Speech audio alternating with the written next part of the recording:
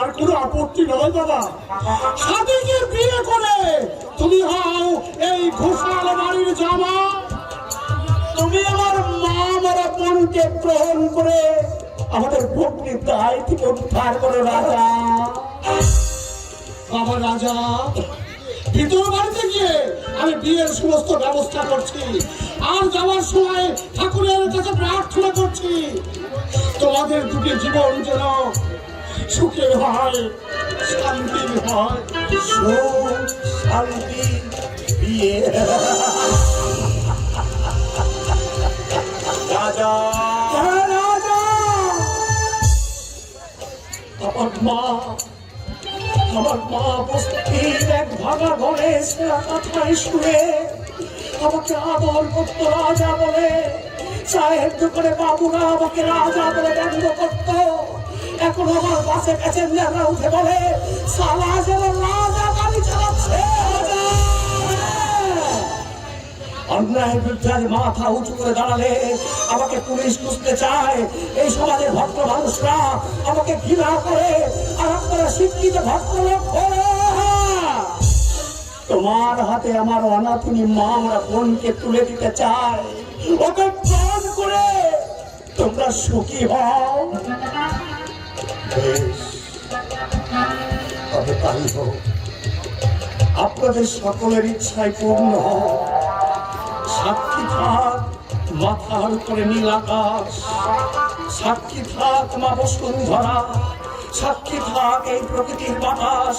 নাই বাবাস্ত্র শঙ্করধ্বনি উলুধ্বনি চিরাচরিত প্রহিত মন্ত্র।